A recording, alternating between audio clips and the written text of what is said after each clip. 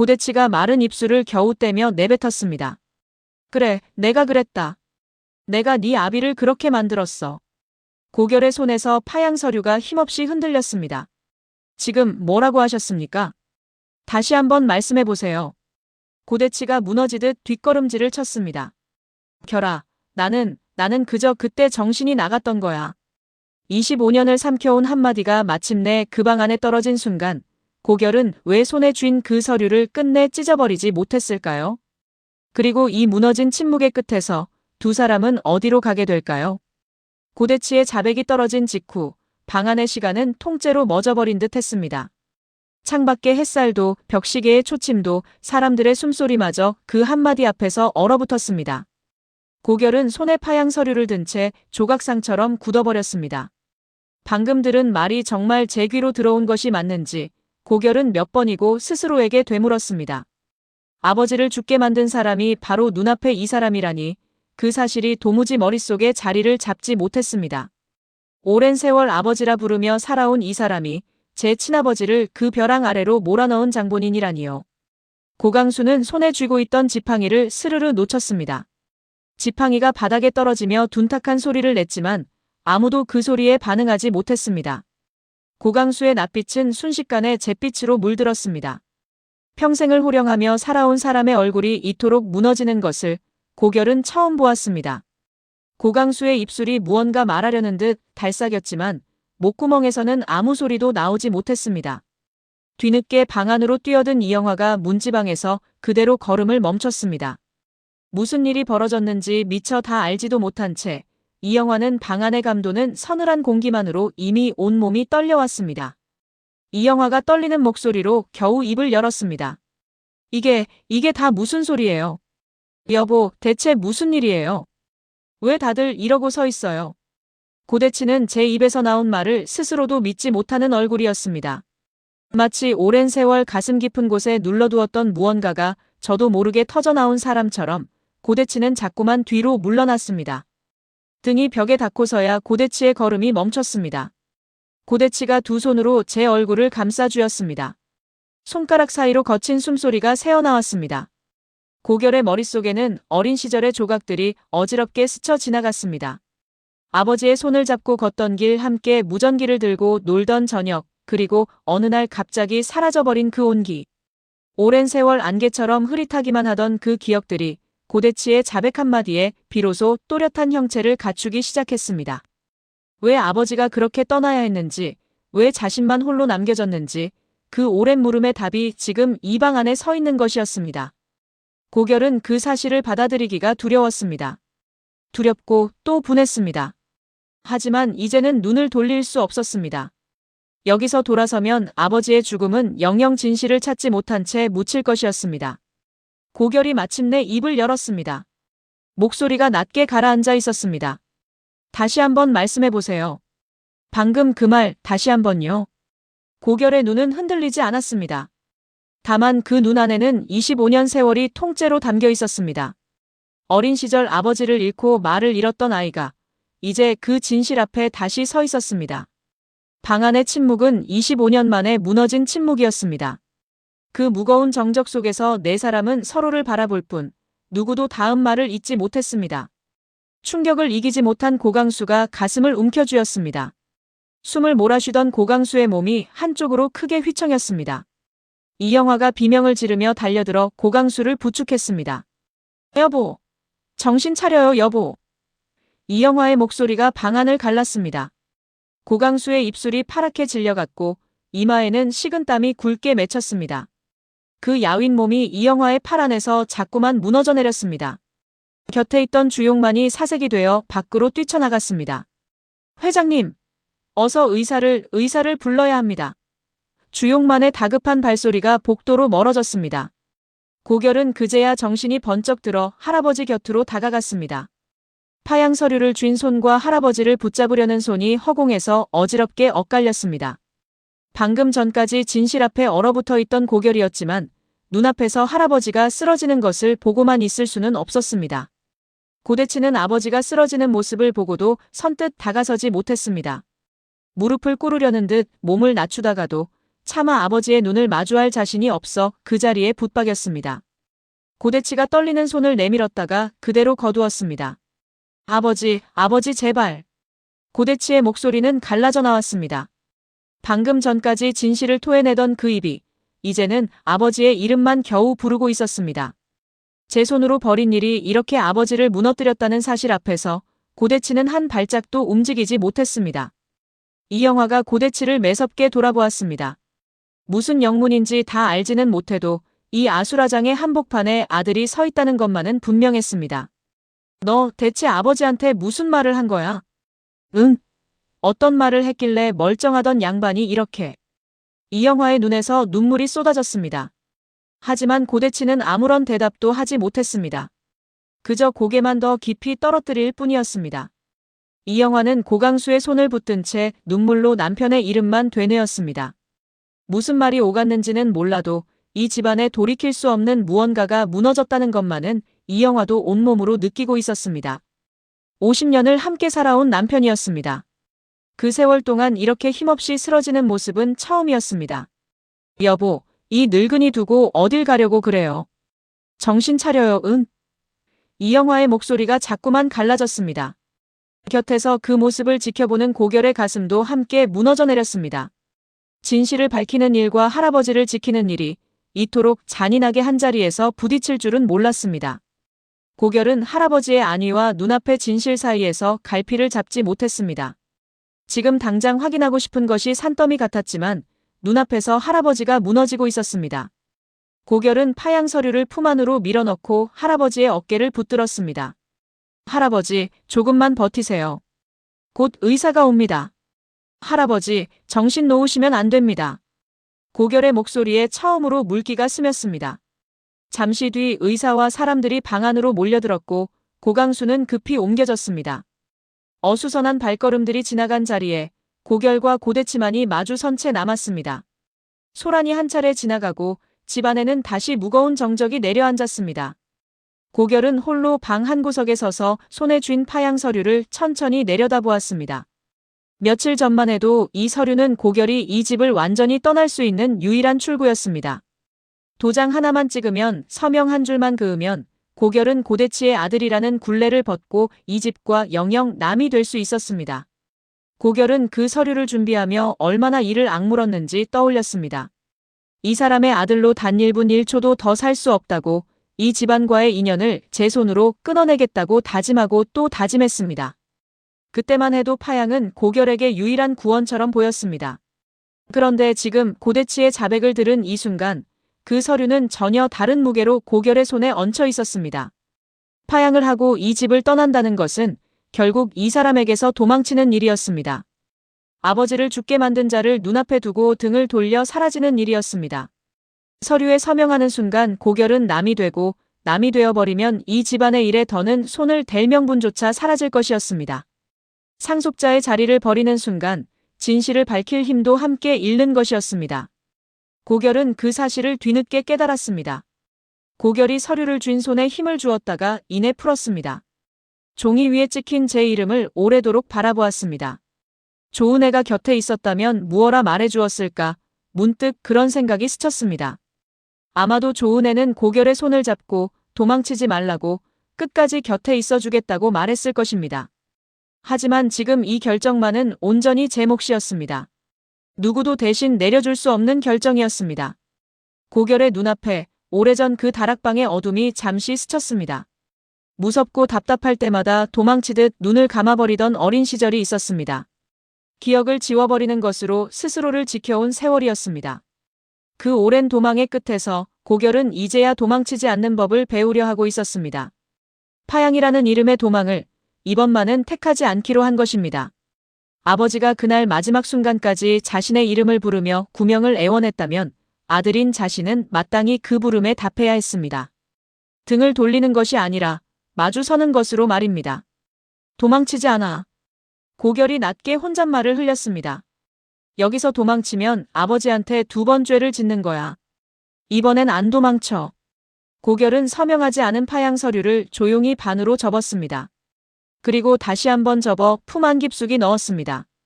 이 서류는 이제 떠남의 증표가 아니라 끝까지 남아 진실을 밝히겠다는 다짐의 증표였습니다.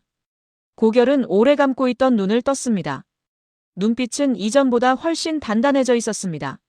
날이 밝고 고결은 가족들을 한자리에 불러 모았습니다.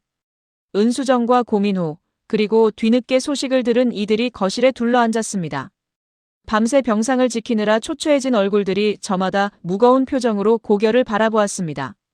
무슨 이야기를 하려고 이렇게 모두를 불렀는지 사람들의 눈에는 저마다 불안한 빛이 어렸습니다.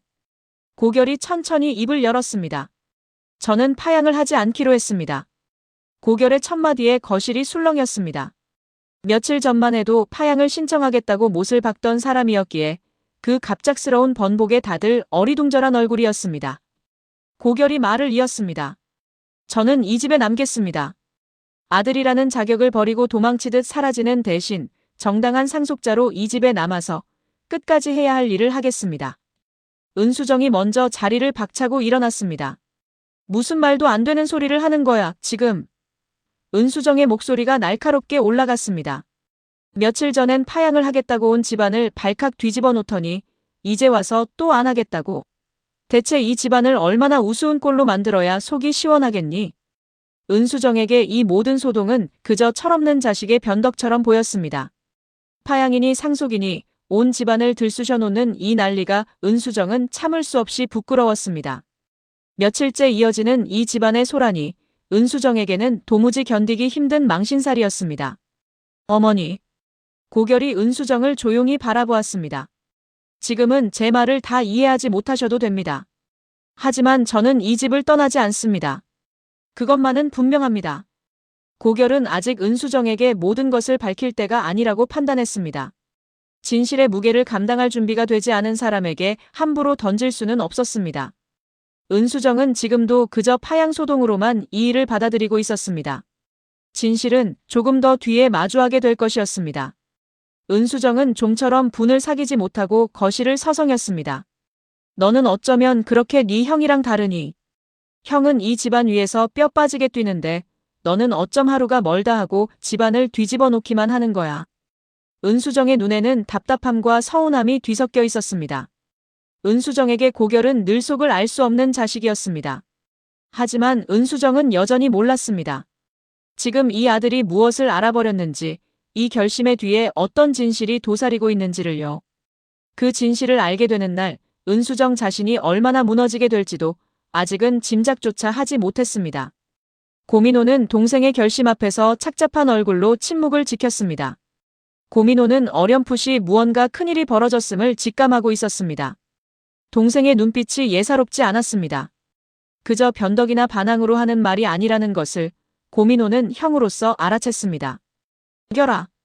고민호가 겨우 입을 열었다가 무슨 말을 해야 할지 몰라 다시 다물었습니다. 고결이 형을 향해 아주 짧게 고개를 끄덕였습니다. 지금은 아니라는, 곧 알게 될 거라는 무언의 신호였습니다. 거실에는 다시 팽팽한 침묵이 흘렀습니다.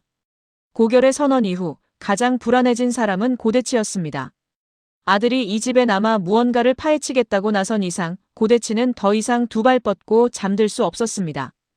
그날 밤 고대치는 서재로 향했습니다.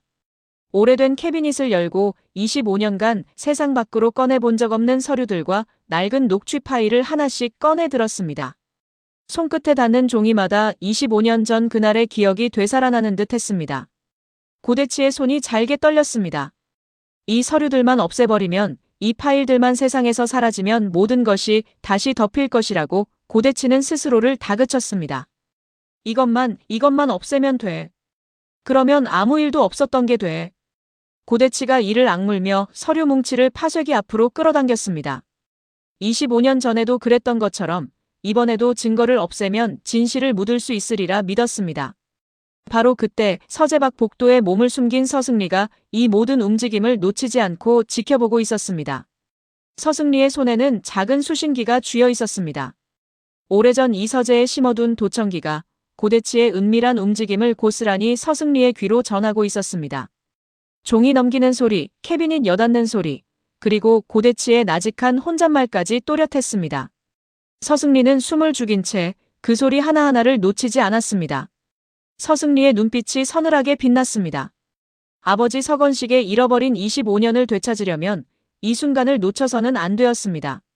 서승리는 곧장 자리를 옮겨 고결에게 이 사실을 은밀히 전했습니다. 지금 서재에서 움직이고 있어요. 또 증거를 없애려는 것 같아요. 서승리의 목소리는 낮았지만 다급했습니다. 이번에도 놓치면 25년 전처럼 또 전부 사라져요. 서승리의 목소리에는 오랜 세월 눌러온 결기가 배어 있었습니다. 남편 고민호에게조차 털어놓지 못한 채 서승리는 홀로 이 싸움을 준비해 왔습니다. 시댁의 며느리로 들어와 웃는 낯을 지으면서도 마음 한구석에서는 늘 아버지의 잃어버린 25년을 어떻게 되찾을지만을 생각했습니다. 그 오랜 인내가 이제 고결이라는 든든한 우군을 만나 비로소 방향을 잡아가고 있었습니다. 저 혼자서는 여기까지가 한계였어요. 하지만 오빠라면 오빠는 끝까지 갈 수 있을 거예요. 서승리가 나직이 덧붙였습니다. 두 사람은 이제 서로에게 없어서는 안 될 동지가 되어 있었습니다. 고결의 표정이 굳었습니다. 25년 전 아버지를 죽게 만든 그 진실이 어떻게 감쪽같이 묻혔는지 고결은 이제 그 방식을 짐작하고 있었습니다. 증거를 없애고 사람을 협박하고 죄를 다른 이에게 뒤집어 씌우는 방식. 고결이 주먹을 꽉 쥐었습니다. 이번만은 절대 놓치지 않습니다. 고결의 목소리에는 서리빨이 서려 있었습니다. 형수님 고맙습니다. 지금부터는 제가 하겠습니다. 서승리가 짧게 고개를 끄덕였습니다. 두 사람의 눈빛이 어둠 속에서 마주쳤습니다. 오래 미뤄둔 싸움이 마침내 시작되고 있었습니다. 며칠이 지나 검찰청에서 넘어온 오래된 서류 한 장이 온 가족을 다시 한자리로 불러 모았습니다. 25년 전 그 사고의 가해자로 적힌 이름 서건식. 그 이름 석자를 두고 마침내 서건식이 온 가족 앞에 불려나왔습니다. 서건식은 오래 짊어져 온 짐을 마침내 내려놓으려는 사람처럼 담담한 얼굴로 사람들 앞에 섰습니다. 그 얼굴에는 두려움보다 오히려 홀가분함에 가까운 결의가 서려 있었습니다. 제가 말씀드리겠습니다. 서건식이 천천히 입을 열었습니다. 그 서류에 제 이름이 적혀 있는 건 맞습니다. 25년 전 감옥에 간 사람도 접니다. 하지만 서건식이 잠시 눈을 감았다가 떴습니다. 실제로 그날 그 사고를 낸 사람은 제가 아닙니다. 저는 운전대를 잡지도 않았습니다. 사람들 사이에서 나직한 탄식이 터져나왔습니다. 서건식은 흔들림 없이 말을 이었습니다. 저는 그저 대신 죄를 짊어졌을 뿐입니다. 그날 운전대를 잡은 사람은 따로 있었습니다. 저는 그 사실을 25년 동안 가슴에 묻고 살았습니다. 서건식의 목소리가 조금씩 떨려왔습니다. 누명을 쓰고 감옥에 가는 것보다 그 오랜 세월 진실을 알면서도 입을 다물어야 했던 것이 더 견디기 힘들었습니다. 이제는 밝혀야 한다고 생각했습니다. 더 늦기 전에요. 곁에서 이 말을 듣던 유정란이 그 자리에 주저앉았습니다. 여보, 그게 무슨 소리예요? 유정란의 목소리가 찢어질 듯 갈라졌습니다. 당신이 죄를 짓지 않았다고요? 그럼 그동안 그 지옥 같은 세월을 대체 누구 때문에 그렇게 살았다는 거예요? 유정란은 남편의 결백을 뒤늦게 알고 오열했습니다. 25년을 전과자의 아내로 손가락질 받으며 살아온 세월이 유정란의 가슴을 갈기갈기 찢어 놓았습니다. 그 억울한 세월이 한꺼번에 밀려들어 유정란을 짓눌렀습니다. 서건식은 잠시 말을 멈추고 고결을 바라보았습니다. 오랜 세월, 이 청년의 얼굴을 마주할 때마다 서건식의 가슴은 무너졌습니다. 아무것도 모른 채 자신을 아버지를 죽인 원수로 오해하던 그 눈빛을 서건식은 묵묵히 견뎌왔습니다. 고 팀장. 서건식이 고결을 향해 힘겹게 입을 열었습니다. 자네한테도 미안하네. 진작 밝혔어야 했는데 그러지 못했어. 자네 아버지가 마지막 순간까지 자네 이름을 부르던 것을 나는 이 두 눈으로 똑똑히 봤네. 그 말에 고결의 눈시울이 뜨겁게 달아올랐습니다. 25년 만에 아버지의 마지막을 증언해줄 사람이 마침내 입을 연 것이었습니다. 서건식이 아내에게 다가가 그 어깨를 감쌌습니다. 미안하오. 정말 미안하오. 당신한테 이 말을 하는데 25년이 걸렸소. 당신을 그 오랜 세월 죄인의 아내로 만든 게 나는 그게 제일 미안하오. 서건식의 눈에서도 굵은 눈물이 흘러내렸습니다. 고결은 그 광경을 무거운 눈으로 지켜보았습니다. 오랫동안 가해자로 오해했던 사람이 실은 남의 죄를 대신 짊어진 또 다른 피해자였다는 사실. 고결의 가슴속에서 분노의 방향이 이제 분명하게 한 사람을 향해 돌아섰습니다. 서건식의 고백이 이어지는 동안 은수정의 얼굴은 점점 하얗게 질려갔습니다. 그동안 은수정이 알고 있던 것은 오직 하나, 서건식이라는 사람에게 전과가 있다는 사실뿐이었습니다. 그래서 은수정은 늘 사돈댁을 향해 고개를 빳빳이 들고 살아왔습니다. 전과자를 사위 집안으로 두었다며 며느리를 몰아세우고 그 집안을 은근히 깔보았습니다. 그것이 은수정이 이 결혼을 두고 유일하게 내세우던 명분이기도 했습니다. 그런데 진짜 가해자가 서건식이 아니라니. 그럼 대체 누가? 은수정의 머릿속에 불길한 예감이 스쳤습니다. 은수정이 떨리는 목소리로 물었습니다. 그럼 진짜로 그 사고를 낸 사람이 누구라는 거예요? 대체 누가 그런 짓을? 방 안의 시선이 천천히 한 곳으로 모였습니다. 벽 쪽에 고개를 떨군 채 서 있는 고대치에게로였습니다. 그 시선의 무게에 은수정의 숨이 턱 막혔습니다. 은수정의 눈이 커졌습니다. 여보. 아니지. 아니라고 말해요. 여보, 아니지. 당신은 아니지. 은수정이 고대치를 향해 비틀거리며 다가갔습니다. 고대치는 아무 말도 하지 못한 채 그저 고개만 더 깊이 떨어뜨렸습니다. 그 침묵이 어떤 대답보다도 명백한 자백이었습니다. 은수정이 그 자리에 힘없이 주저앉았습니다. 다리에서 힘이 완전히 빠져버렸습니다. 25년을. 은수정의 입에서 신음 같은 말이 흘러나왔습니다. 내가 25년을 M1 사돈댁을 죄인 취급하면서 살았어. 내 남편이 진짜 죄인이었는데 나는 그것도 모르고. 은수정의 온몸이 부들부들 떨렸습니다. 배신감과 수치심이 한꺼번에 밀려들어 은수정을 짓눌렀습니다. 사돈댁을 몰아세우던 그 모든 날들이 이제 고스란히 부메랑이 되어 제 심장에 꽂혔습니다. 남을 향해 던졌던 돌이 전부 제게로 돌아온 셈이었습니다. 은수정의 머릿속에 그동안 사돈댁을 향해 던졌던 모진 말들이 하나하나 되살아났습니다. 전과자 집안과는 사돈을 맺을 수 없다며 며느리를 밀어내던 날들, 서건식을 향해 노골적으로 눈을 흘기던 순간들. 그 모든 오만이 실은 제 남편의 죄 위에 세워진 것이었다는 사실이 은수정을 견딜 수 없게 만들었습니다. 내가 무슨 낯으로 그 집 사람들을 다시 봐. 내가 무슨 염치로. 은수정이 두 손으로 얼굴을 감쌌습니다.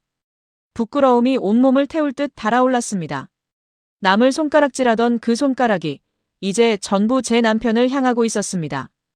은수정은 그 자리에서 오래도록 일어나지 못했습니다. 당신, 어떻게 나한테? 은수정이 고대치를 올려다보며 절규했습니다. 어떻게 25년을 이렇게 속이고 살 수가 있어? 나를, 이 집안을 전부 속이고. 당신 대체 뭐야? 당신 대체 어떤 사람이야? 은수정의 목소리가 거실을 갈랐습니다. 고대치는 여전히 한마디도 하지 못했습니다. 고결은 그 모습을 지켜보며 조용히 눈을 감았습니다. 이제 이 집안의 모두가 마주하고 싶지 않았던 진실 앞에 나란히 서 있었습니다. 그날 밤 고 씨 저택은 진실이 드러난 뒤에 무거운 정적에 통째로 잠겼습니다. 병상에 누운 고강수는 정신을 온전히 차리지 못한 채 얕은 숨만 이어갔습니다. 이영화는 그 곁을 한시도 떠나지 않았습니다.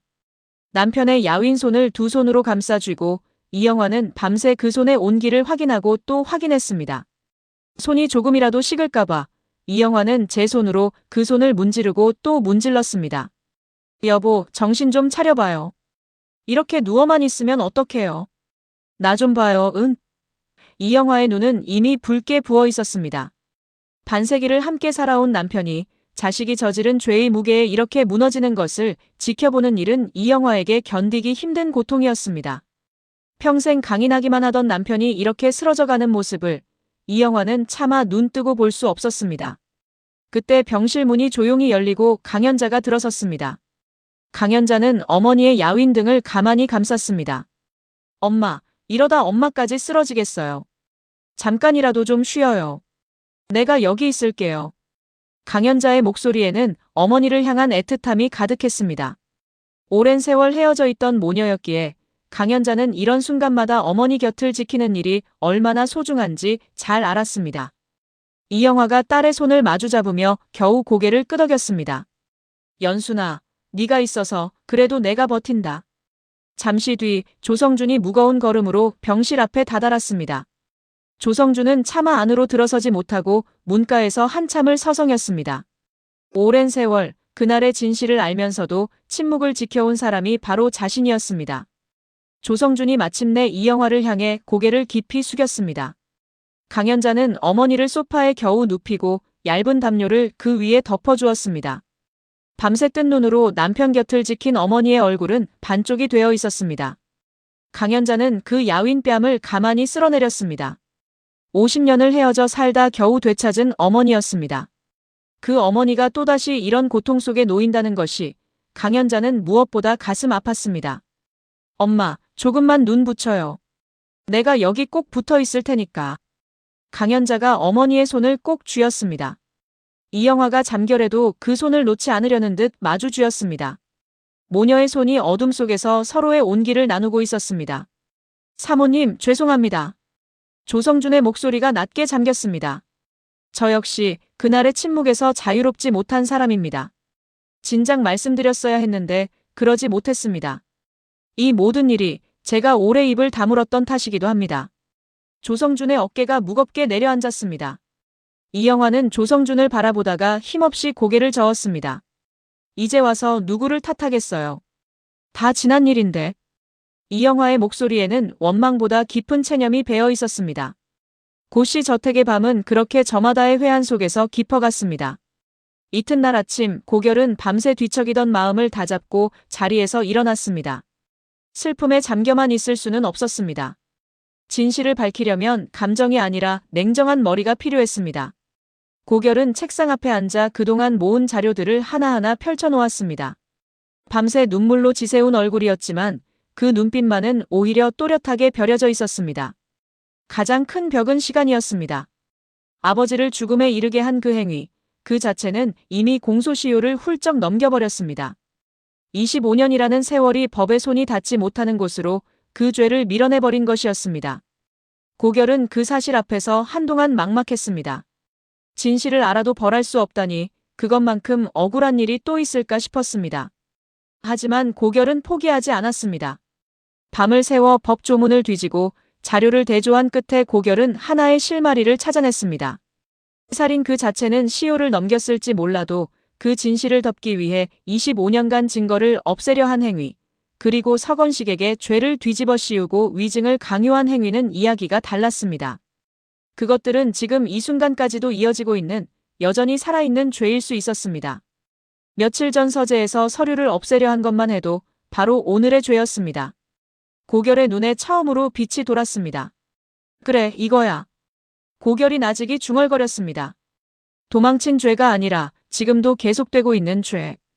그 지점을 파고들면 고대치를 법의 책임 앞으로 끌어낼 수 있었습니다. 25년 전에 멈춰버린 시계를 오늘의 시간 위로 다시 끌어올릴 수 있는 것이었습니다.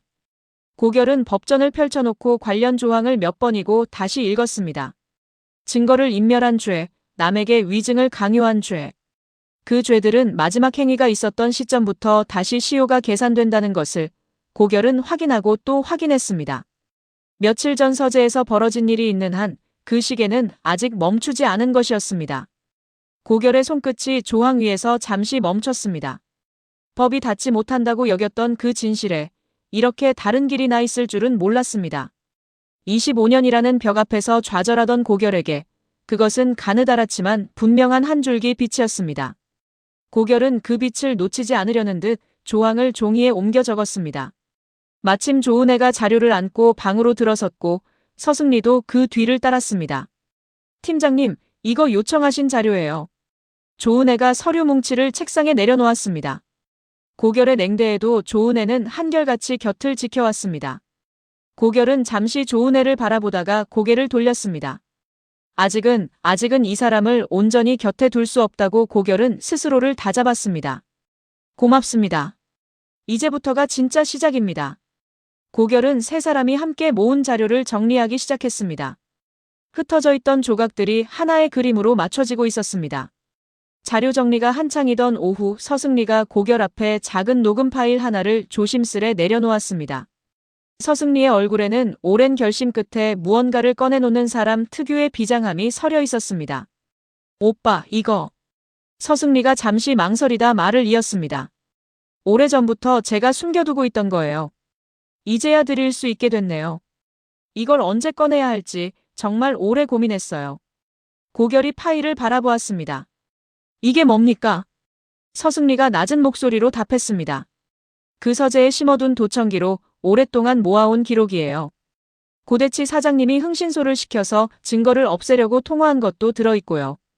서승리가 잠시 숨을 골랐습니다. 우리 아버지한테 입을 다물라고 협박하던 것까지 전부 담겨 있어요. 그날의 목소리가 하나도 빠짐없이요. 고결의 손끝이 미세하게 떨렸습니다. 이제껏 심증만 있고 손에 쥔 것이 없어 답답하던 차였습니다. 그런데 이 작은 파일 하나에 고대치의 목소리로 직접 뱉어낸 증거들이 고스란히 담겨 있다는 것이었습니다. 고결이 재생 버튼을 눌렀습니다. 작은 스피커에서 익숙한 목소리가 흘러나왔습니다. 오랜 세월 아버지라 불렀던 사람이 증거를 없애라 지시하고 사람을 협박하는 그 목소리였습니다. 고결은 두 눈을 감고 그 목소리를 끝까지 들었습니다. 분노가 치밀어 올랐지만 고결은 그것을 애써 눌렀습니다. 지금 필요한 것은 분노가 아니라 증거였습니다. 형수님. 고결이 눈을 떴습니다. 이걸 왜 이제야 저한테 주는 겁니까? 고결의 목소리에는 원망이 아니라 미안함이 배어 있었습니다. 고결은 그 목소리 하나하나를 놓치지 않으려 귀를 기울였습니다. 스피커 너머로 흥신소 직원에게 자료를 없애라 지시하는 고대치의 목소리가 또렷하게 흘러나왔습니다. 이어서 서건식을 향해 입만 다물면 가족들의 안위를 보장해주겠다며 은근히 협박하는 대목도 있었습니다. 그 냉정한 목소리 앞에서 고결은 온몸에 소름이 돋았습니다. 오랜 세월 아침마다 밥상 앞에서 마주하던 그 목소리가 이토록 다른 얼굴을 하고 있었다니요. 고결은 재생을 멈추고 잠시 눈을 감았습니다. 분노와 슬픔이 뒤엉켜 밀려왔지만 이 감정을 다스리는 것이야말로 지금 자신이 해야 할 일이었습니다. 서승리가 씁쓸하게 웃었습니다. 저도 겁이 났으니까요. 이걸 꺼내는 순간 우리 집안도 오빠네 집안도 다 무너질 테니까. 그래도 이제는 밝혀야죠. 우리 아버지의 25년을 되찾아드려야 하니까요. 그게 제가 이 집에 들어온 이유이기도 하고요. 서승리의 눈에 물기가 어렸습니다. 고결이 그 파일을 소중히 갈무리했습니다. 이제야 손에 실질적인 무기가 쥐어졌음을 고결은 온몸으로 실감했습니다. 증거가 하나둘 고결의 손에 모이는 것을 감지한 고대치는 마지막 수를 꺼내 들었습니다. 궁지에 몰린 사람이 흔히 그러하듯 고대치는 협박과 회유를 동시에 들이밀었습니다. 어느 저녁 고대치가 고결의 방문을 두드렸습니다. 문을 열어준 고결 앞에 고대치가 무거운 얼굴로 들어섰습니다. 결아, 잠깐 이야기 좀 하자. 고대치의 목소리는 겉으로는 차분했지만 그 안에 초조함이 배어 있었습니다. 네 할아버지가 지금 어떤 상태인지 너도 봤잖니. 이 일이 다시 밖으로 새어나가면 저 양반은 정말 이번엔 못 버티신다. 그럼 넌 할아버지를 네 손으로 보내드리는 셈이 되는 거야. 그걸 감당할 수 있겠니? 고결의 눈이 서늘하게 굳었습니다. 고대치는 여전히 할아버지를 방패로 삼고 있었습니다. 25년 전에도 지금도 똑같은 방식이었습니다. 남의 목숨을 담보로 제 죄를 덮으려는 그 방식이 고결은 진저리가 났습니다. 고대치가 품에서 서류 한 장을 꺼내 내밀었습니다. 이걸 봐라. 회사도 내 지분도 전부 너한테 넘기마. 네가 원하던 거잖니. 그러니 이쯤에서 멈추자. 우리 서로 이러지 말자. 응. 고결이 그 서류를 내려다보았습니다. 각서였습니다. 회사와 지분을 전부 넘기겠다는 약속이 빼곡히 적혀 있었습니다. 며칠 전이었다면 눈이 뒤집혔을 제안이었을지도 모릅니다. 아니, 애초에 고결이 이 집에 들어온 명분도 그 후계 자리였습니다. 하지만 지금 고결에게 그것은 한낱 종이 조각에 불과했습니다. 고대치는 아들의 굳은 얼굴을 보며 초조함을 감추지 못했습니다. 각서를 내미는 손이 잘게 떨렸습니다. 고대치는 알고 있었습니다. 이 각서가 통하지 않으면 이제 정말로 물러설 곳이 없다는 것을요. 결아, 내가 이렇게까지 하잖니. 이 아비가 가진 걸 다 내놓겠다잖아. 그러니 제발. 고대치의 목소리가 애원으로 바뀌어 갔습니다. 하지만 그 애원조차 고결의 눈에는 또 하나의 계산으로 비쳤습니다. 25년 전 아버지가 마지막 순간까지 자식의 목숨을 구걸했을 때 이 사람은 그 애원을 전화기를 빼앗는 것으로 짓밟았습니다. 그런 사람이 이제 와 애원한다는 것이 고결은 참을 수 없이 역겨웠습니다. 당신은 고결이 천천히 입을 열었습니다. 끝까지 이런 식이군요. 사람을 돈으로 협박으로 움직일 수 있다고 믿는 거요? 고결이 각서를 그대로 밀어냈습니다. 나는 회사가 탐나서 이러는 게 아닙니다. 지분이 탐나서도 아니고요. 나는 그저 내 아버지가 왜 그렇게 돌아가셔야 했는지 그 진실을 세상에 밝히려는 겁니다. 고결의 목소리는 한치의 흔들림도 없었습니다. 더는 협박에 흔들릴 내가 아닙니다. 그러니 헛수고 마세요. 고대치의 얼굴이 잿빛으로 굳어갔습니다. 마침내 고결은 고대치를 정면으로 마주 세웠습니다. 두 사람은 텅 빈 서재에서 마주보고 섰습니다. 오랜 세월 아버지와 아들로 얽혀있던 두 사람이 이제는 진실을 사이에 두고 대치하고 있었습니다. 고결의 손에는 그동안 모은 자료가 들려 있었습니다. 그 자료의 무게가 25년 세월의 무게와 같았습니다. 이제 제 이야기를 들으세요. 고결이 입을 열었습니다. 당신이 제 아버지를 죽게 만든 죄, 그건 안타깝게도 시효가 지났습니다. 법이 더는 그 죄를 물을 수 없다더군요. 저도 그걸 알고 한동안 무너졌습니다. 진실을 알아도 벌할 수 없다는 게 얼마나 사람을 미치게 하는지 아십니까? 고결이 잠시 말을 끊었습니다. 그런데 말입니다. 그날의 죄는 그것으로 끝난 게 아니었습니다. 고결이 자료를 한 장씩 책상 위에 내려놓았습니다. 당신은 25년 동안 증거를 없앴습니다. 흥신소를 시켜 자료를 파기하고 사람을 협박했습니다. 서건식 실장님에게 죄를 뒤집어 씌우고 25년간 입을 다물라 강요했습니다. 그 죄는요. 고결이 고대치의 눈을 똑바로 응시했습니다. 지금 이 순간에도 계속되고 있습니다. 어제도 오늘도 당신은 그 죄를 짓고 있었습니다. 며칠 전 서재에서 서류를 없애려던 것까지 전부요. 고대치의 얼굴에서 핏기가 완전히 가셨습니다. 고대치가 입을 열어 무슨 말이든 하려 했지만 반박할 말을 찾지 못했습니다. 며칠 전 서재에서 서류를 없애려 한 것도 흥신소에 전화를 건 것도 전부 고결의 손 안에 증거로 들어 있었습니다. 이제 어떤 변명도 통하지 않는다는 것을 고대치도 알고 있었습니다. 고결은 무너진 고대치를 내려다보며 오래도록 눌러온 물음을 마침내 꺼냈습니다. 왜 그러셨습니까? 대체 뭐가 그렇게 무서워서 사람을 그렇게까지 몰아붙였습니까? 고결의 목소리에 처음으로 감정이 배어나왔습니다. 리베이트 서류 하나 때문이었습니까? 아니면 할아버지한테 들킬까봐 두려워서였습니까? 그깟 것들 때문에 당신은 한 사람의 목숨을, 한 아이의 아버지를 그렇게 빼앗았습니까? 고대치는 아무 대답도 하지 못했습니다. 그 침묵이 고결의 가슴을 더 깊이 찔렀습니다. 어떤 이유도 어떤 변명도 아버지의 죽음을 설명할 수는 없었습니다. 그것을 고대치 자신도 이제는 알고 있었습니다. 당신은 고결의 목소리가 낮게 떨렸습니다. 제가 아버지라 부르던 사람입니다. 그런데 그런 당신이 제 진짜 아버지를 죽였습니다. 그러고도 25년을 아무 일 없었다는 듯이 살았습니다. 저를 아들이라 부르면서요. 매일 아침 저를 보면서 당신은 아무렇지도 않았습니까? 고대치가 마침내 다리에 힘이 풀린 듯 의자에 주저앉았습니다. 두 손으로 얼굴을 감싼 채 고대치는 아무 말도 하지 못하고 무너져 내렸습니다. 더 이상 발뺌할 말도 도망칠 곳도 남아있지 않았습니다. 그 무렵 조성준이 스스로 고결을 찾아왔습니다. 조성준의 얼굴에는 오랜 세월 짊어져온 짐을 마침내 내려놓으려는 결연함이 담겨 있었습니다. 조성준이 고결 앞에 마주 앉았습니다. 호 팀장. 자네한테 할 말이 있어서 왔네. 오래 미뤄둔 얘기야. 조성준이 깊게 숨을 들이쉬었습니다. 그날 나도 그 자리에 있었어. 자네 아버지가 그렇게 되는 걸 보고도 나는 오랜 세월 입을 다물었네. 무섭기도 했고 어쩌지 못하기도 했지. 하지만 그건 변명이 안 되네. 조성준의 목소리가 잠겼습니다. 나도 그날의 침묵에 책임이 있어. 그러니 나도 내 죗값을 받겠네. 자네한테 벌을 달게 받겠어. 그게 내가 자네 아버지한테 진 빚을 갚는 길이야. 고결은 한동안 말없이 조성준을 바라보았습니다. 눈앞에 이 사람은 25년 전 절벽 아래로 추락하기 직전에 자신을 차에서 끌어내 목숨을 구해준 은인이었습니다. 그 캄캄한 밤 사이렌 소리 하나 없던 그 순간에 자신을 살려낸 사람.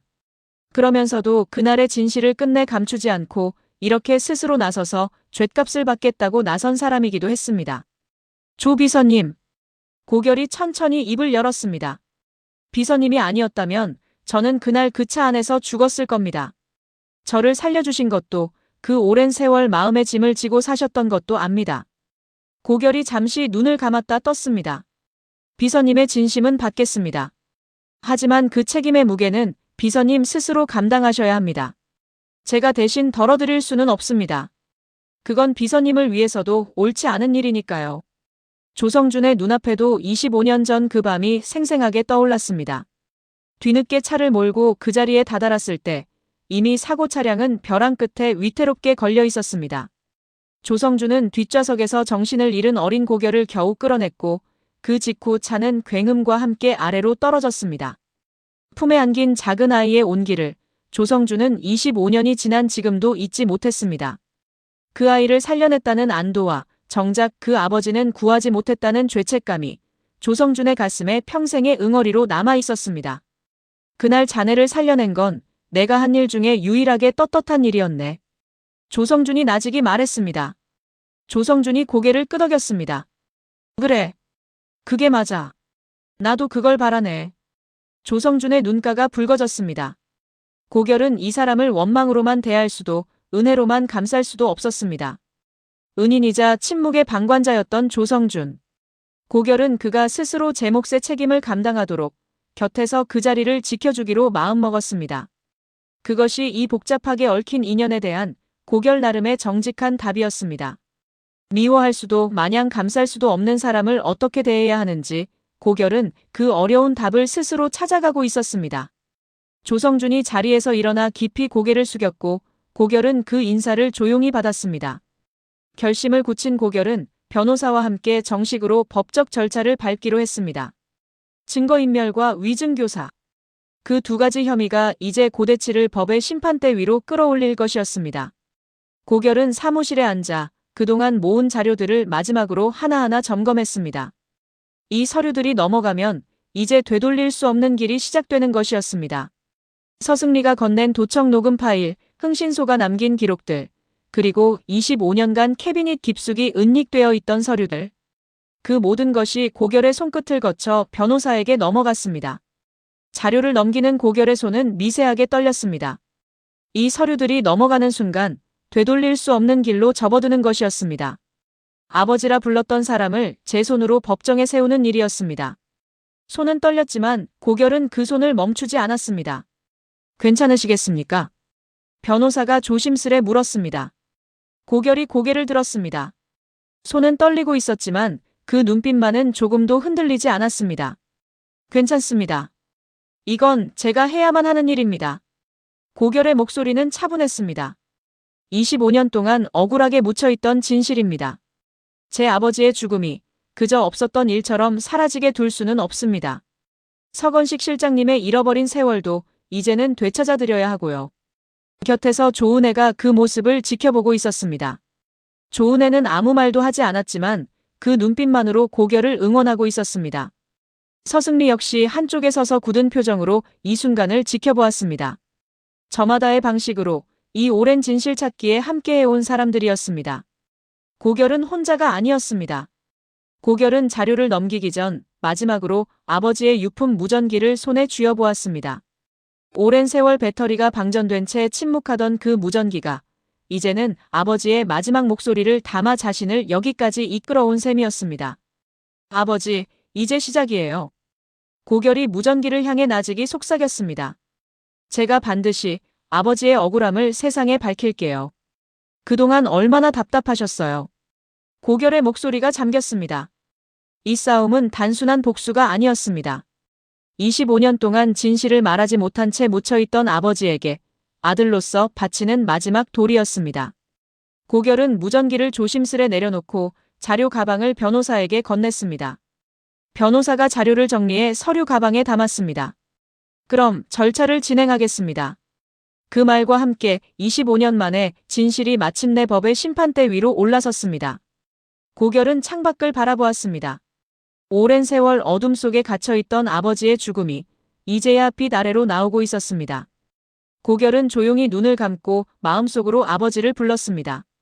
이제 조금만 더 기다려달라고 반드시 진실을 밝히겠다고요. 법적 절차가 시작되었다는 소식이 전해진 날 모든 것을 내려놓은 고대치는 결국 고결 앞에 무릎을 꿇었습니다. 그동안 협박도 회유도 발뺌도 통하지 않는다는 것을 고대치는 뼈저리게 깨달았습니다. 이제 고대치에게 남은 것은 아무것도 없었습니다. 회사도 명예도 아버지의 신뢰도 아내의 마음도 전부 그의 손에서 빠져나갔습니다. 결아. 고대치가 바닥에 두 무릎을 대고 고개를 떨궜습니다. 내가 잘못했다. 내가 죽일 놈이다. 너를 볼 낯도 널 아들이라 부를 자격도 없는 놈이야. 고대치의 어깨가 격하게 들썩였습니다. 25년 전 그날로 돌아갈 수만 있다면 나는 무엇이든 하겠다. 내 목숨이라도 내놓겠어. 네 아버지한테 그리고 너한테. 그 애원하던 얼굴이 나는 25년 내내 눈앞에서 떠나질 않았다. 고결은 무릎 꿇은 고대치를 내려다보았습니다. 오랜 세월 이 사람의 눈물을 여러 번 보았습니다. 하지만 그때마다 그 눈물에는 계산과 가식이 섞여 있었습니다. 궁지를 모면하려는 눈물, 동정을 사려는 눈물이었습니다. 그런데 지금 이 순간 고대치의 눈물에는 처음으로 그런 것들이 보이지 않았습니다. 오직 회한과 절망만이 그 얼굴에 가득했습니다. 당신이 흘리는 그 눈물이. 고결이 조용히 입을 열었습니다. 진짜인지 가짜인지 저는 압니다. 25년 동안 당신을 지켜봐 왔으니까요. 당신이 언제 진심이고 언제 연기인지 이제 저는 그걸 압니다. 고결이 잠시 말을 멈췄습니다. 지금 그 눈물은 처음으로 진짜인 것 같군요. 그 말에 고대치가 더욱 서럽게 흐느꼈습니다. 처음으로 아들 앞에서 온전히 무너져 내린 아버지의 모습이었습니다. 고대치는 바닥에 무릎을 꿇은 채 오래 눌러온 이야기를 조금씩 토해냈습니다. 그날 이후로 나는 단 하루도 편히 잔 적이 없다. 네 얼굴을 볼 때마다 네 아버지 얼굴이 겹쳐 보였어. 그래서 더 모질게 굴었는지도 몰라. 죄책감을 감추려고 나 자신한테서 도망치려고.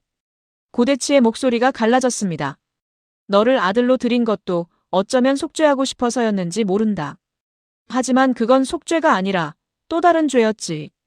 고결은 그 고백을 말없이 들었습니다.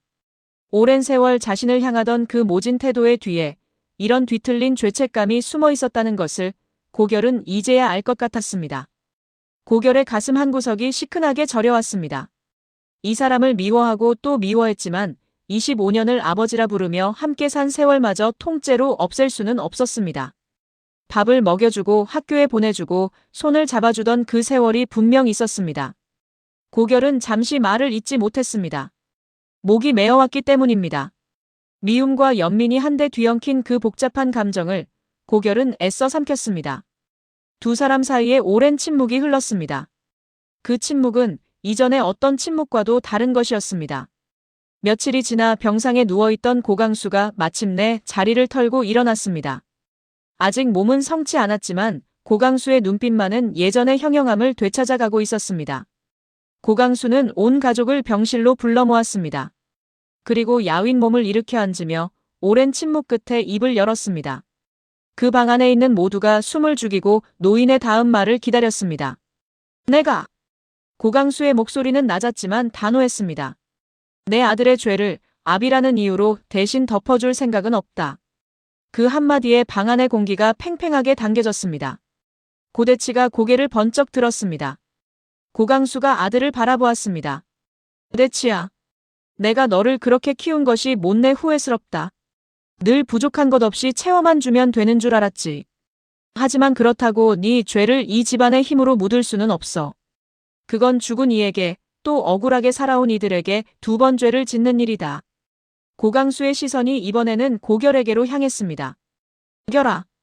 이리 와서 이 늙은이 손을 좀 잡아다오. 고결이 다가가 할아버지의 손을 잡았습니다.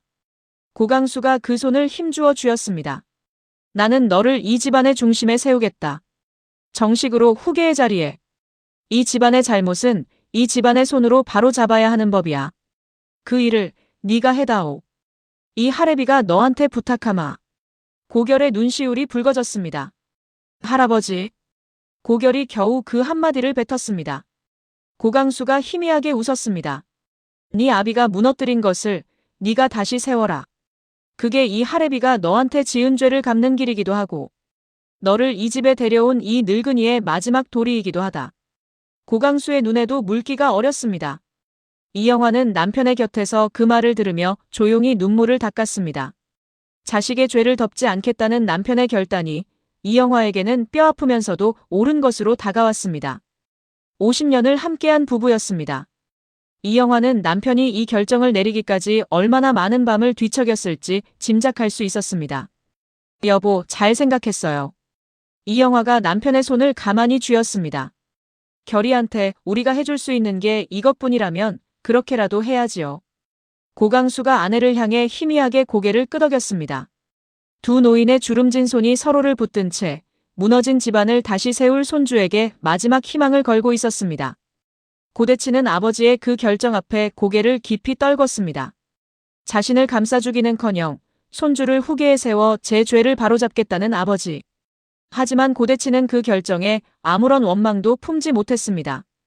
그것이 마땅한 일임을 고대치 자신이 누구보다 잘 알고 있었기 때문입니다. 병실 안에는 무겁지만 어딘가 정리되어 가는 듯한 공기가 감돌았습니다. 후계 문제가 정리된 뒤 고결은 다시 한번 고대치와 마주 앉았습니다. 이번에는 대치나 추궁이 아니라 오래 미뤄둔 말을 건네기 위해서였습니다. 고결은 한동안 고대치를 바라보다가 조용히 입을 열었습니다. 두 사람 사이에 흐르던 팽팽한 긴장은 이제 조금씩 다른 것으로 바뀌어가고 있었습니다. 당신을 용서한다는 말은 아직 못하겠습니다. 고결의 목소리는 차분했습니다. 그건 어쩌면 평생 못할지도 모릅니다. 제 아버지가 다시 살아 돌아오지 않는 한 그 죽음을 없던 일로 할 수는 없으니까요. 그러니 용서를 바라지는 마세요. 고대치가 고개를 끄덕였습니다. 아무런 항변도 변명도 하지 않았습니다. 그저 아들의 말을 온몸으로 받아내고 있었습니다. 하지만 고결이 말을 이었습니다. 당신이 도망치지 않고 죗값을 치르는 모습만은 지켜보겠습니다. 감옥에 가든 세상의 손가락질을 받든 당신이 그 책임을 온전히 감당하는 걸 제 눈으로 확인하겠습니다. 그게 제가 당신에게 마지막으로 남기는 기회입니다. 도망치지 마세요. 이번엔 끝까지 감당하세요. 고결의 말에는 미움과 그 미움 너머의 무언가가 함께 담겨 있었습니다. 고대치가 떨리는 목소리로 겨우 입을 열었습니다. 고맙다. 그리고 미안하다. 그 두 마디를 다 잊지 못하고 고대치는 다시 눈물을 훔쳤습니다. 하고 싶은 말이 산더미 같았지만 어떤 말도 이 순간에 어울리지 않는다는 것을 고대치는 알았습니다. 그저 눈물로 그 오랜 회한을 대신할 뿐이었습니다. 지금 이 순간 아들이 자신에게 남겨준 그 한 줌의 기회가 고대치에게는 무엇보다 무겁고도 고마운 것이었습니다. 고결은 창밖으로 시선을 돌렸습니다. 오랜 세월 이 사람을 향한 미움만으로 버텨온 날들이 있었습니다. 그 미움이 없었다면 어쩌면 진작 무너졌을지도 모릅니다. 하지만 이제 진실이 다 드러나고 나니 그 미움만으로는 채워지지 않는 빈자리가 마음 한구석에 남았습니다. 이상하네요. 고결이 나직이 입을 열었습니다. 그렇게 미워했는데 막상 당신이 무너지는 걸 보니 마냥 후련하지만은 않습니다. 고대치가 젖은 눈으로 아들을 올려다보았습니다. 고결은 그 시선을 잠시 마주하다 다시 창밖으로 눈을 돌렸습니다. 미움과 연민 사이의 그 아득한 거리를 두 사람은 이제 막 함께 건너기 시작한 것이었습니다. 미움으로만 얼룩져 있던 두 사람 사이에 처음으로 아주 작은 화해의 실마리가 비쳤습니다. 그것은 용서도 아니고 완전한 화해도 아니었습니다. 다만 서로를 향한 증오만으로 채워져 있던 그 자리에 아주 가느다란 무언가가 새로 돋아나기 시작한 것이었습니다. 고결은 자리에서 일어나 방을 나섰습니다. 문을 닫기 직전 고결은 잠시 뒤를 돌아보았습니다. 무릎을 꿇은 채 흐느끼는 고대치의 등이 처음으로 가엽게 느껴졌습니다. 마음에 큰 짐을 하나 내려놓은 고결은 그동안 모질게 밀어냈던 조은혜를 찾아갔습니다. 진실을 파헤치는 동안 고결은 조은혜를 지키겠다는 명목으로 오히려 그 마음을 아프게 했습니다. 위험한 일에 끌어들이지 않겠다는 핑계로 곁에 다가오는 조은혜를 차갑게 밀어내기만 했습니다. 이제는 그 오랜 냉기를 걷어낼 때였습니다. 고결이 조은혜 앞에 섰습니다. 은혜 씨. 오랜만에 불러보는 이름이었습니다. 조은혜가 놀란 눈으로 고결을 바라보았습니다. 그동안 조은혜 씨라 부르며 선을 긋던 사람의 입에서 다시 은혜 씨라는 다정한 부름이 나온 것이었습니다. 고결이 천천히 말을 이었습니다. 그동안 미안했어요. 나 혼자 다 짊어지겠다고 당신을 밀어내기만 했네요. 당신이 다칠까봐 그랬던 건데 결국 내가 당신을 제일 아프게 했어요. 고결의 목소리가 조금씩 떨렸습니다. 그런데도 당신은 끝까지 내 곁을 지켜줬어요. 내가 아무리 모질게 굴어도 손을 놓지 않았어요. 냉대를 받으면서도 매일같이 내 곁에 있어줬어요. 고결이 조은혜를 바라보았습니다. 그동안 곁에 있어줘서, 그리고 끝까지 나를 믿어줘서 정말 고마워요. 고결의 눈에 물기가 어렸습니다. 조은혜가 참았던 눈물을 왈칵 터뜨렸습니다. 그 오랜 시간 냉대를 견디면서도 조은혜가 놓지 못했던 단 하나의 믿음이 마침내 이 순간으로 돌아온 것이었습니다. 팀장님. 조은혜가 울먹이며 입을 열었습니다. 저는 팀장님이 얼마나 힘든지 아니까 그래서 놓을 수가 없었어요. 혼자 무너지게 둘 수가 없었어요. 그게 제가 할 수 있는 전부였어요. 고결은 조은혜의 젖은 눈을 가만히 바라보았습니다. 이 사람은 고결이 가장 어두운 시간을 지나는 동안 단 한 번도 손을 놓지 않은 유일한 사람이었습니다. 악몽에 시달릴 때 곁을 지켜준 것도, 유품 상자를 열지 못해 떨고 있을 때 함께 그 뚜껑을 열어준 것도 조은혜였습니다. 당신이 없었으면 나는 진작 무너졌을 거예요. 고결이 조은혜의 손을 잡았습니다. 혼자 다 짊어지겠다고 큰 소리쳤지만 사실은 당신이 곁에 있다는 것만으로 버틴 거였어요. 조은혜가 고개를 저으며 더 크게 울음을 터뜨렸습니다. 오랜 냉대 끝에 마침내 돌아온 진심 앞에서 두 사람은 그동안 쌓인 서러움을 함께 흘려보냈습니다. 고결이 조은혜를 끌어당겨 품에 안았습니다. 오랜 냉기 끝에 다시 나누는 온기였습니다. 조은혜는 고결의 품에 얼굴을 묻고 한참을 울었고 고결은 그 등을 가만가만 쓸어내렸습니다. 이제 괜찮아요. 다 지나갔어요. 이제 다시는 혼자 짊어지지 않을게요. 고결이 조은혜의 귓가에 나직이 속삭였습니다. 깡총이. 오랜만에 불러보는 사석 애칭에 조은혜의 울음이 웃음으로 번졌습니다. 두 사람은 그렇게 잃어버렸던 서로의 온기를 다시 찾아 나갔습니다. 며칠 뒤 고결은 조은혜와 함께 강가로 나섰습니다. 오래 품고 다니던 파양 서류를 이제는 놓아줄 때가 되었습니다. 고결이 품에서 그 서류를 꺼내 손에 쥐었습니다. 한때는 이 집을 떠나기 위한 출구였고 한때는 끝까지 남아 진실을 밝히겠다는 다짐의 증표였던 종이였습니다. 이 한 장의 종이 안에 고결의 지난 몇 달이 통째로 담겨 있었습니다. 이제 이건 필요 없어요. 고결이 서류를 내려다보며 말했습니다. 도망치는 아들로 남지 않기로 했으니까요. 이젠 이걸 손에 쥐고 있을 이유가 없어요. 강바람이 불어와 고결의 머리칼을 흩날렸습니다. 고결은 서류를 두 손으로 반드시 펼쳤다가 강물 위로 손을 뻗었습니다. 저는 이 집안을 바로 세우는 정당한 상속자로 남을 겁니다. 아버지의 죽음을 헛되지 않게 하는 것도, 억울한 사람들의 25년을 되찾아주는 것도 이제 제 몫이에요. 고결이 손을 놓자 파양 서류가 강바람을 타고 훨훨 날아올랐습니다.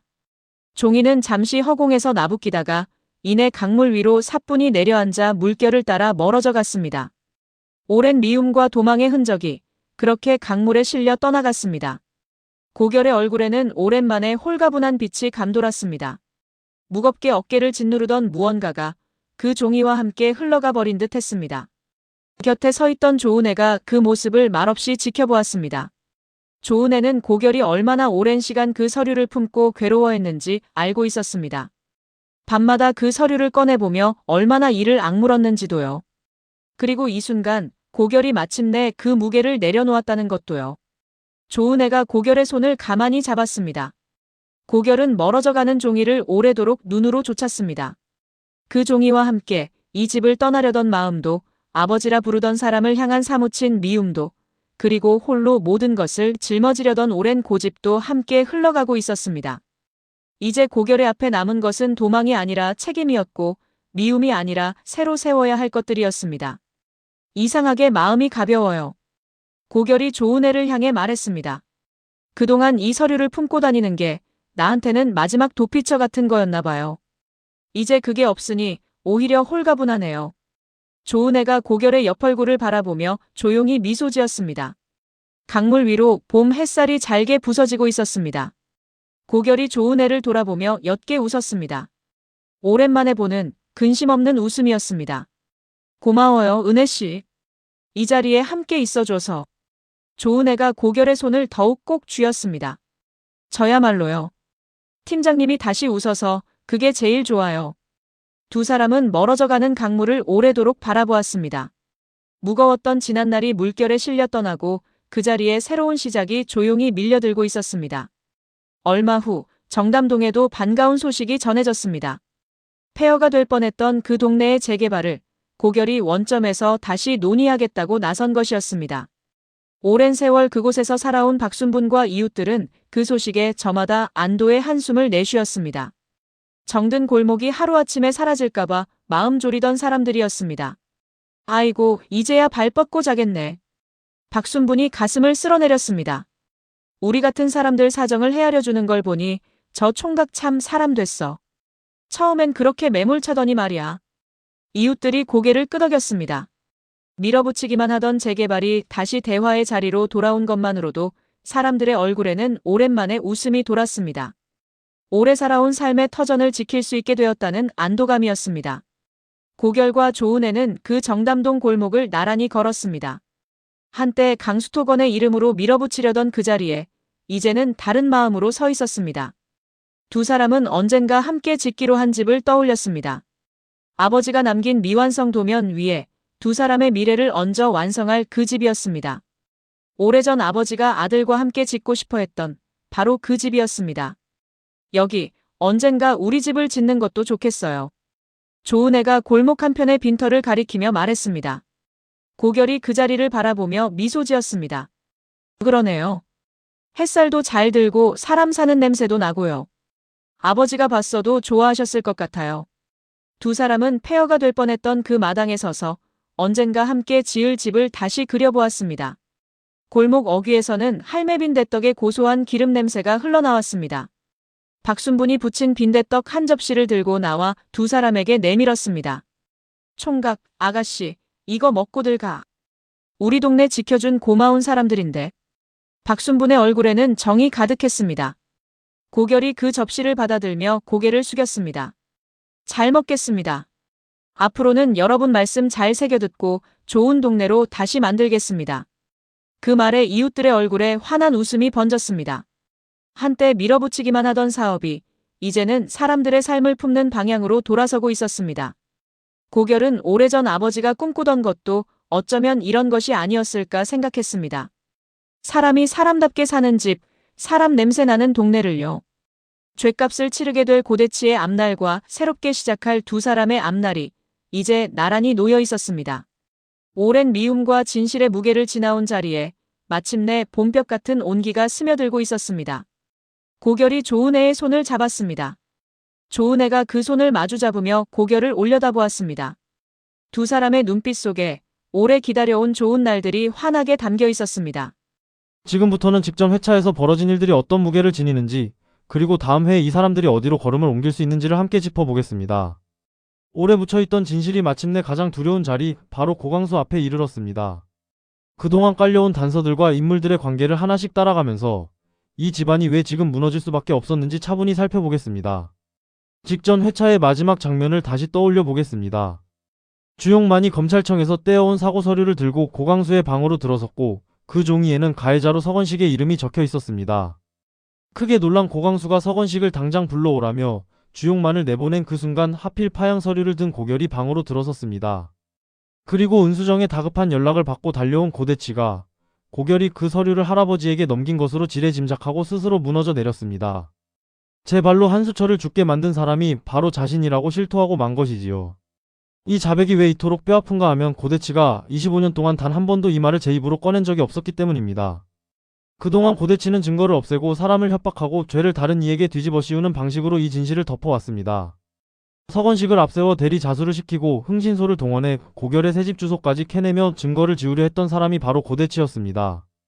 그런 사람이 아버지 앞에서 스스로 죄를 인정했다는 것은 그 경고하던 방어막이 통째로 부서졌다는 뜻이기도 합니다. 무엇보다 이 자백은 고대치 자신의 오해에서 비롯됐다는 점이 얄궂습니다. 고결은 그저 파양 서류의 서명을 받으러 온 것뿐이었는데 고대치는 아들이 이미 모든 것을 할아버지에게 고해 바쳤다고 착각하고 제 손으로 진실을 토해냈습니다. 25년을 버텨온 거짓이 결국 스스로의 두려움에 걸려 무너진 셈이지요. 이 대목에서 고대치라는 인물의 오랜 약점이 고스란히 드러납니다. 고대치는 그동안 아버지 고광수에게 단 한 번이라도 제대로 인정받고 싶었을 뿐이라며 아무것도 모른 채 떠나달라고 홀로 빌던 사람이었습니다. 25년 전 비자금 장부를 지키려다 벌어진 그 사고 역시 아버지에게 들킬까 봐 두려워 저지른 은폐에서 시작됐습니다. 그러니 고대치가 가장 무서워한 것은 법도 세상의 손가락질도 아니라 바로 아버지의 실망 어린 눈빛이었던 셈입니다. 그 두려움이 결국 스스로를 벼랑으로 몰아넣었습니다. 그래서 다음 회에는 이 자백을 들은 사람들이 저마다의 방식으로 이 진실과 정면으로 마주하게 될 가능성이 높습니다. 특히 고결은 이 순간을 그저 흘려보내지 않고 오래 준비해온 방향으로 이 상황을 끌고 갈 것으로 보입니다. 고결의 손에 들린 파양 서류는 이 이야기에서 오랫동안 특별한 물건이었습니다. 원래 이 서류는 고결이 고대치의 아들이라는 굴레를 벗고 이 집을 영영 떠나기 위한 출구였습니다. 진실을 알아버린 고결이 이런 사람의 아들로는 단 1분 1초도 살 수 없다며 파양을 선언한 것이 바로 직전 회차들에서 벌어진 일이었지요. 고결에게 파양은 곧 이 집안과의 인연을 제 손으로 끊어내는 마지막 결별이었습니다. 그런데 여기에 한 가지 깊은 모순이 숨어 있습니다. 파양을 하고 이 집을 떠난다는 것은 결국 아버지를 죽게 만든 자를 눈앞에 두고 등을 돌려 사라지는 일이기도 합니다. 상속자의 자리를 버리는 순간 이 집안의 일에 손을 댈 명분도 진실을 밝힐 힘도 함께 사라져 버립니다. 고결이 그동안 이 집에 들어와 버텨온 표면적 명분이 후계 자리였다는 점을 떠올리면 그 자리를 스스로 놓는다는 것은 무기를 내려놓는 것과 다르지 않습니다. 고대치가 그토록 파양을 막으려 했던 것도 같은 맥락에서 읽힙니다. 고대치는 회사도 제 지분도 전부 넘기겠다는 각서까지 내밀며 고결을 붙잡으려 했습니다. 겉으로는 아들을 잃지 않으려는 애원처럼 보였지만 그 속내는 파양이 알려지면 고광수까지 모든 진실을 알게 될까 두려웠던 것이지요. 다시 말해 파양은 고대치에게도 고결에게도 서로 다른 이유로 위험한 카드였습니다. 이 서류 한 장의 무게가 두 사람 사이에서 어떻게 뒤집히느냐가 다음 회의 방향을 가르는 갈림길이 될 것으로 보입니다. 고결이라는 인물을 오래 따라온 시청자라면 그가 늘 도망과 마주함 사이에서 흔들려 왔다는 것을 아실 겁니다. 어린 시절 다락방에 갇혔던 기억을 스스로 지워버리는 것으로 자신을 지켜온 사람이고 무섭고 답답할 때마다 눈을 감아버리던 사람이었습니다. 그러던 고결이 유품 상자를 열고 아버지의 무전기를 되살리고 세죽동 현장에서 지워졌던 기억을 완전히 되찾기까지 지난 회차들은 고결이 도망을 멈추고 진실 앞에 한 걸음씩 다가서는 여정이었습니다. 그렇게 어렵게 마주함을 배워온 사람이 마지막 순간에 파양이라는 이름으로 등을 돌린다면 그것은 지난 모든 걸음을 스스로 되돌리는 일이 됩니다. 그래서 파양이라는 선택은 고결에게 또 다른 이름의 도망이 될 수도 있었습니다. 그렇다면 다음 회의 고결은 이 파양 서류를 전혀 다른 무게로 다시 바라볼 가능성이 있습니다. 떠나기 위한 서류가 아니라 끝까지 남아 진실을 밝히기 위해 도리어 찢지 않고 품는 방향으로요. 도망치는 아들이 아니라 정당한 상속자로 남아 이 집안의 잘못을 이 집안의 손으로 바로잡는 길을 고결이 택할 여지가 크게 열려 있습니다. 이번 진실의 한복판에는 서건식이라는 인물이 있습니다. 오랫동안 서건식은 고결에게 그리고 시청자에게 25년 전 사고의 가해자로 비춰왔습니다. 검찰 공소장에 적힌 이름도 서건식이었고 감옥에 다녀온 사람도 서건식이었습니다. 은수정이 사돈댁을 향해 고개를 빳빳이 들 수 있었던 유일한 명분도 서건식이 전과자라는 사실 하나였지요. 그러나 그동안 방영부는 이 표면이 진실이 아님을 조금씩 흘려왔습니다. 주용만의 증언으로 25년 전 법인차를 쓴 사람은 회장과 고대치뿐이었고 서건식은 부동시로 운전을 하지 않는 사람이라는 사실이 드러났습니다. 고결이 서건식의 알리바이를 직접 검증하고 서건식이 누군가를 대신해 뒤집어 썼다는 데까지 추리를 밀고 나간 것도 이 흐름 위에 있습니다. 서건식은 가해자가 아니라 남의 죄를 대신 짊어진 또 한 사람의 피해자였던 셈입니다. 여기서 서건식과 고대치의 오랜 인연이 다시 눈에 들어옵니다. 직전 회차에서 고광수가 털어놓았듯 고등학교 시절 고대치가 저지른 시계도난을 서건식이 대신 뒤집어 썼던 일이 있었고 그 대가로 쓰러진 아버지의 병원비를 받았던 사연도 있었습니다. 서건식이 고대치의 죄를 대신 지는 구조는 25년 전에 처음 생긴 것이 아니라 이미 오래전부터 반복되어 온 것이지요. 서건식이 짊어진 짐은 그 한 사람에게서 그치지 않았습니다. 아내 유정란은 영문도 모른 채 전과자의 아내로 25년을 손가락질 받으며 살았고 딸 서승리는 그 진실을 알아버린 뒤로 홀로 마음고생을 하며 아버지의 명예를 되찾을 길만을 궁리해 왔습니다. 아들 서승우는 아버지가 전과자이며 그로 인해 사람이 죽었다는 사실에 충격을 받아 집을 뛰쳐나가기까지 했지요. 한 사람의 누명이 온 가족의 세월을 통째로 짓눌러온 셈입니다. 그래서 다음 회에는 서건식의 누명을 벗기는 일이 이야기의 큰 축으로 떠오를 가능성이 높습니다. 서건식이 잃어버린 25년을 되찾아 드리겠다던 서승리의 오랜 다짐도 이 국면에서 비로소 방향을 잡아갈 것으로 보입니다. 진실이 다 드러난다 해도 남는 한 가지 벽이 있습니다. 바로 시간입니다. 한수철을 죽음에 이르게 한 그 행위 자체는 25년이라는 세월이 흐르는 동안 법이 손댈 수 없는 곳으로 밀려나 버렸습니다. 여러 인물이 입을 모아 이미 공소시효가 지난 일이라 말해온 것도 이 때문입니다. 진실을 알아도 벌할 수 없다는 것, 그것이 이 사건이 오래 묻혀있을 수 있었던 냉정한 이유이기도 합니다. 그런데 방영분을 자세히 따라가 보면 고대치의 죄가 25년 전 그 하루로 끝나지 않았다는 점이 계속 강조되어 왔습니다. 고대치는 그 진실을 덮기 위해 지난 세월 내내 증거를 없애왔고 서건식에게 죄를 뒤집어 씌워 위증을 하게 만들었으며 심지어 직전 회차 무렵까지도 흥신소를 시켜 고결의 집을 뒤지고 메모리 카드를 찾아 없애려 했습니다. 이 행위들은 25년 전에 멈춘 것이 아니라 어제도 오늘도 이어지고 있는 살아있는 죄입니다. 고결이 이 사실을 감지하고 있었다는 단서도 이미 여러 번 깔려왔습니다. 고결은 고대치를 향해 25년 전 일만이 아니라 지금 이 순간까지도 증거를 지우려 하고 있다는 점을 거듭 짚어왔고 며칠 전 서재에서 서류를 없애려던 정황까지 놓치지 않고 있었습니다. 서승리가 오래전 고대치의 서재에 심어둔 도청기로 그 은밀한 움직임을 고스란히 기록해 온 것도 바로 이 살아있는 죄를 붙잡기 위한 준비였던 셈입니다. 바로 이 지점이 이야기의 열쇠가 될 수 있습니다. 살인 그 자체는 시효를 넘겼을지 몰라도 증거를 없애려 한 죄와 남에게 위증을 강요한 죄는 마지막 행위가 있었던 시점부터 다시 계산되는 것이니까요. 그렇다면 다음 회에 고결은 감정에 휩쓸려 무너지는 대신 냉정한 머리로 이 틈을 파고들 가능성이 높습니다. 25년 전에 멈춰 버린 시계를 오늘의 시간 위로 다시 끌어올려 고대치를 법의 심판대 앞에 세우는 길을 찾아내는 방향으로 말이지요. 그것은 사사로운 복수가 아니라 정당한 절차로 죄를 묻는 길이 될 것으로 보입니다. 고결이 진실을 알아가는 동안 가장 크게 상처받은 사람은 어쩌면 곁에 있던 조은혜일지도 모릅니다.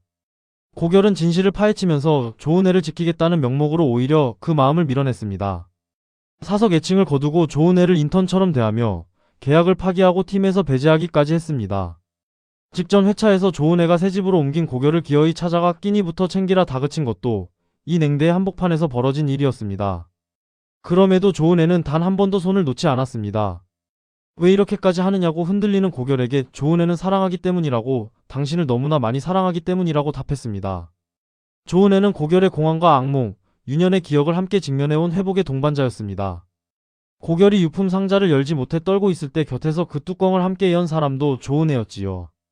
고결의 냉대는 미움이 아니라 사랑하는 사람을 위험에서 떼어놓으려는 뒤틀린 보호였다는 것을 조은혜는 알고 있었습니다. 그렇기에 해고를 통보받고 팀에서 밀려나면서도 조은혜는 정당한 사유 없는 부당 해고라며 버티고 변질된 사업에 맞서며 끝까지 그 곁을 떠나지 않았습니다. 밀어내면 밀어낼수록 더 단단히 다가서는 조은혜의 모습은 이 냉대가 오래가지 못할 것임을 미리 일러주는 신호이기도 합니다. 여기에 더해 조은혜는 세상을 떠난 친아버지와 고결을 다시 만나게 해주려는 계획을 아버지 조성준의 도움으로 조금씩 열어가고 있었습니다. 고결이 갈기갈기 찢어 버린 도면을 한 조각씩 다시 붙였다며 두 사람 사이도 그렇게 이어 붙이겠다던 다짐도 있었습니다. 이 찢어진 도면을 다시 붙인다는 것은 단순한 종이 이야기가 아닙니다. 그 도면은 고결의 친아버지 한수철이 아들과 함께 살 집을 지으려 남긴 미완성의 꿈이었고 고결과 조은혜가 언젠가 함께 짓기로 약속한 집의 밑그림이기도 했습니다. 조은혜가 그 조각을 하나하나 맞추는 모습은 무너진 고결의 마음을 포기하지 않겠다는 조용한 선언이나 다름없습니다. 그래서 다음 회에는 고결이 진실과의 싸움을 매듭지어 가는 과정에서 조은혜의 손을 다시 잡을 가능성이 높습니다. 오래 밀어냈던 사람에게 미안함을 전하고 혼자 다 짊어지려던 고집을 내려놓는 방향으로 두 사람의 관계가 돌아설 것으로 보입니다. 고결이 도망 대신 마주함을 택하는 순간은 곧 조은혜를 다시 곁에 두는 순간과 맞닿아 있을 것으로 보입니다. 이 진실은 고결 한 사람의 것이 아니라 온 집안을 뒤흔드는 것이었습니다. 직전 회차에서 진실은 여러 갈래로 새어나갔습니다. 강연자가 이영화에게 고대치가 진범임을 털어놓았고 그 일부를 엿들은 은수정은 서건식이 전과자라는 사실에만 경악한 채 며느리 서승리에게 이혼을 들이밀었습니다. 고민호는 장인 서건식의 사고 피해자가 고결의 친아버지였다는 것을 뒤늦게 알고 충격에 빠졌습니다. 저마다 진실의 다른 조각을 손에 쥔 채 인물들이 어지럽게 얽혀있는 형국입니다. 그 중심에 고광수가 있습니다. 그동안 고광수는 아들 고대치를 향한 예감은 짙어지면서도 정작 그날 사고의 실체는 알지 못한 채 진실의 바깥에 서 있었습니다. 주용만을 시켜 은밀히 조사를 이어온 것도 마지막 순간 가장 신뢰하는 사람에게 실망하고 싶지 않다는 마음 때문이었지요. 그런 고광수 앞에 마침내 검찰 서류가 놓이고 고대치의 자백이 떨어졌으니 이 집안의 가장 큰 기둥이 이제 진실과 정면으로 마주하게 된 것입니다. 여기서 눈여겨볼 대목은 고광수의 성정입니다. 고강수는 자식의 허물은 애비가 갚아야 한다고 말해온 사람이고 서건식에게 익명으로 병원비와 장례비를 대주었을 만큼 잘못을 덮기보다 갚으려는 사람이었습니다. 게다가 고강수가 25년 전 마당에 홀로 있던 어린 고결을 단번에 알아보고 그날로 데려와 아들의 집안에 들인 것도 마음의 빚을 조금이라도 덜고 싶다는 속죄의 마음에서였습니다. 그렇다면 다음 해에 고강수는 아들을 감싸 죄를 덮는 대신 이 집안의 잘못을 이 집안의 손으로 바로잡는 쪽을 택할 가능성이 높습니다. 그 과정에서 고결을 도망치는 아들이 아니라 정당한 상속자로 이 집안의 중심에 세우려는 결단이 나올 수 있습니다. 은수정의 자리도 함께 흔들릴 것으로 보입니다. 그동안 은수정은 서건식이 전과자라는 사실 하나로 사돈댁을 내리깔며 살아왔는데 정작 진짜 가해자가 제 남편 고대치였다는 사실을 알게 되는 순간 그 오만은 고스란히 부메랑이 되어 돌아올 것입니다.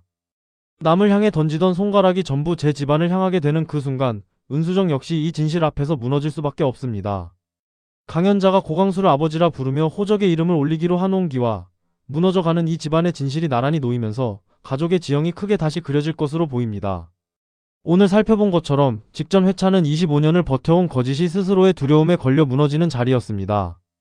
고대치의 자백 고결의 파양 서류, 서건식의 누명, 그리고 시호라는 벽까지 이 모든 조각이 이제 하나의 그림으로 맞춰지려 하고 있습니다. 흥미로운 점은 이 이야기가 단순히 악인을 벌하는 데서 그치지 않는다는 것입니다. 고결이 25년을 아버지라 부르며 함께 산 세월과 그 사람을 향한 미움 사이에서 어떻게 균형을 찾아가느냐가 이 이야기의 진짜 무게이기도 하지요. 도망이 아니라 마주함으로, 사사로운 원한이 아니라 정당한 심판으로 이 이야기가 어떻게 매듭을 지어갈지 다음 회를 차분한 마음으로 함께 기다려보시면 좋겠습니다. 오늘 이야기에서 가장 마음에 남는 대목은 고결이 파양이라는 이름의 도망 앞에서 도리어 남기로 마음먹을 수 있다는 점이었습니다. 시호를 넘긴 죄를 오늘의 시간 위로 다시 끌어올리는 그 길목도 눈여겨볼 만하지요. 다음 회에는 고결이 정당한 상속자로 남아 진실을 밝혀가는 걸음이 어떻게 시작될지 함께 지켜봐 주시기 바랍니다.